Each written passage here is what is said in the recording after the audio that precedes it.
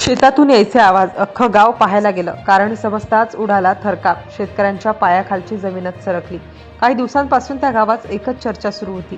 गावाच्या बाहेर असलेल्या एका काळ्या मातीच्या शेतातून दिवसा नाही तर रात्री उशिरा विचित्र आवाज यायचा. सुरुवातीला लोकांनी त्याकडे फारसं लक्ष दिलं नाही.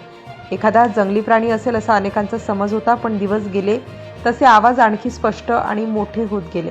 आता तो फक्त शेताच्या जवळच नाही तर आसपासच्या घरांपर्यंत ऐकू येऊ लागला. त्यामुळे लोकांच्या मनात भीतीचं वातावरण निर्माण झालं. ज्याचं ते शेत होतं त्या शेतकऱ्याने सुरुवातीला शोध स्वतःच घेण्याचा प्रयत्न केला. दिवसा तो शेतात गेला, प्रत्येक कोपरा पाहिला, पिकामध्ये फेरफटका मारला, पण काहीच दिसलं नाही. रात्री पुन्हा तोच आवाज सुरू झाला. त्यामुळे त्यालाही आता काहीतरी वेगळंच घडत असल्याची खात्री वाटू लागली. हळूहळू ही गोष्ट संपूर्ण गावभर पसरली. कुणी म्हणाला शेतात मोठा अजगर आलाय, कुणी म्हणाला एखादा दुर्मिळ जंगली प्राणी लपून बसलाय, तर काहींनी या घटनेला अंधश्रद्धेची जोड दिली. कारण प्रत्येक जण आपापल्या पद्धतीने कारण शोधत होता, पण प्रत्यक्षात कोणालाच काही माहिती नव्हती.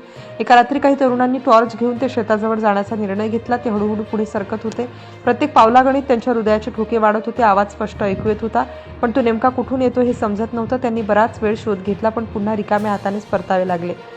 दुसऱ्या दिवशी सकाळी ही बातमी आणखी वेगाने पसरली. आता फक्त गावकरीच नाही तर आसपासच्या गावामधील लोकही हे रहस्य पाहण्यासाठी येऊ लागले. शेताच्या बाहेर लोकांची गर्दी जमू लागली. प्रत्येकाच्या चेहऱ्यावर एकच प्रश्न होता, आत नक्की काय आहे, किंवा आत नक्की आहे तरी काय. शेतकऱ्यांची चिंता दिवसेंदिवस वाढत होती, कारण आता त्याला शेतात काम करणंही कठीण झालं होतं. मजूरही त्या शेतात जाण्यास घाबरत होते. रात्रीचा आवाज त्यांच्या मनात इतकी भीती निर्माण करत होता की कोणीही एकटं तिकडे जाण्याची हिंमत करत नव्हतं. लोकांची गर्दी वाढत असल्याचं पाहून काही गावकऱ्यांनी एकत्र शेतात प्रवेश करण्याचा निर्णय घेतला. हातात काठ्या, टॉर्च आणि मोबाईल घेऊन सगळे हळूहळू पुढे सरकू लागले. प्रत्येक जण सावध होता. कुठल्याही क्षणी काहीतरी समोर येईल अशी भीती त्यांच्या मनात होती. शेताच्या मध्यभागी पोहोचताच अचानक सगळे थांबले. काही क्षणांसाठी पूर्ण शांतता पसरली. त्यानंतर तोच आवाज पुन्हा घुमला. आता तो अगदी जवळून येत होता. काहींच्या हातातील टॉर्च थरथरू लागले. अनेकांनी मागे वळण्याचा प्रयत्न केला, पण त्याच क्षणी पिकांच्या दाट भागात काहीतरी हलताना दिसलं. सुरुवातीला कुणालाच काही समजलं नाही. फक्त गवत हलत होतं. काही सेकंद गेले आणि मग हळूहळू एक मोठा काळसर आकार बाहेर येऊ लागला. समोरचं दृश्य पाहताच अनेकांच्या तोंडून एकाच वेळी किंकाळी बाहेर पडली. काही जण जागच्या जागी थबकले, काही जण जीवाच्या आकांताने पळू लागले, कारण त्यांच्या डोळ्यासमोर उभा होता जगातील सर्वात विषारी आणि प्रचंड आकाराचा साप, किंग कोब्रा. तो फणा काढून शांतपणे आजूबाजूचं निरीक्षण करीत होता. त्याची लांबी आणि रुबाब पाहून अनुभवी लोकांच्याही अंगावर काटा आला. आता गावकऱ्यांना समजलं होतं की अनेक दिवसांपासून ऐकू येणाऱ्या आवाजामागचं खरं कारण हेच होतं. गावकऱ्यांनी क्षणाचाही विलंब न करता वनविभागाला माहिती दिली. काही वेळात अधिकारी घटनास्थळी पोहोचले. त्यांनी गर्दी मागे हटवली आणि थापाचा शोध सुरू केला, पण तोपर्यंत तो दाट झाडीत अदृश्य झाला होता. वनविभागाचे कर्मचारी संपूर्ण परिसराची तपासणी करीत होते. त्यांना आशा होती की साप अजूनही आसपास असेल, पण शोध सुरू असतानाच त्यांच्या नजरेस अशी गोष्ट पडली ज्यामुळे परिस्थिती आणखी गंभीर बनली. पिकांच्या मध्ये काळजीपूर्वक पाहिल्यानंतर त्यांना जमिनीवर काही मोठी पांढरट अंडी दिसली. तपासणीत ही अंडी किंग कोब्राची असल्याचं स्पष्ट झालं. हे समजताच गावात पुन्हा भीतीचं वातावरण निर्माण झालं, कारण एक गोष्ट प्रत्येकाला माहीत होती, जिथे किंग कोब्राची अंडी असतात तिथे मादी किंग कोब्रा आसपास असण्याची शक्यता खूप जास्त असते. त्यामुळे कोणीही त्या क्षणी पुन्हा परत येऊ शकत नव्हतं. गावकऱ्यांनी वनविभागाकडे अंडी तातडीने हटवण्याची मागणी केली, कारण आता शेतात जाण्याची हिंमत कोणाचीच होत नव्हती.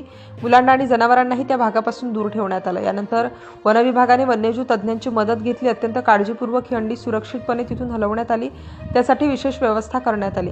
ही अंडी अशा व्यक्तीकडे सोपवण्यात आली ज्यांना विषारी सापांच्या संवर्धनाचा मोठा अनुभव होता. त्यांनी अंड्यांना कोणतीही इजा होणार नाही याची पूर्ण काळजी घेत कृत्रिम अधिवास तयार केला. दिवस पुढे सरकत होते. प्रत्येक दिवस महत्त्वाचा होता. अंड्यांमधून जीवन बाहेर येणार की नाही याकडे सर्वांचं लक्ष लागलं होतं. योग्य तापमान आणि सुरक्षित वातावरण राखण्यासाठी सतत निरीक्षण सुरू होतं. आणि अखेर तो क्षण आला. एकामागून एक अंडी फुटू लागली. आतून बाहेर येणारी प्रत्येक हालचाल अत्यंत रोमांचक होती. काही वेळातच एक नाही, दोन नाही, तर तब्बल 16 किंग कोब्राची पिल्लं सुरक्षितपणे बाहेर आली. प्रत्येक पिल्लू निरोगी होतं. हा क्षण वन्यजीव संवर्धनासाठी अत्यंत महत्त्वाचा मानला गेला. ज्या शेतामुळे काही दिवस गावात भीतीचं वातावरण निर्माण झालं होतं, त्याच शेतातून अखेर वन्यजीव संवर्धनाचा एक प्रेरणादायी संदेश समोर आला. योग्य वेळी दिलेल्या माहितीमुळे आणि तज्ज्ञांच्या प्रयत्नांमुळे 16 किंग कोब्राच्या पिल्लांना सुरक्षित जीवन मिळालं. या घटनेतून एक गोष्ट स्पष्ट झाली, जंगलातील किंवा विषारी प्राण्यांच्या बाबतीत घाबरून किंवा त्यांना मारण्याचा प्रयत्न करण्यापेक्षा त्वरित वनविभागाला माहिती देणं हा सर्वात सुरक्षित आणि योग्य मार्ग असतो. आणि माहितीचा विश्वासार्ह आवाज. आत्ताच सबस्क्राईब करा व्ह्यूअर मराठी.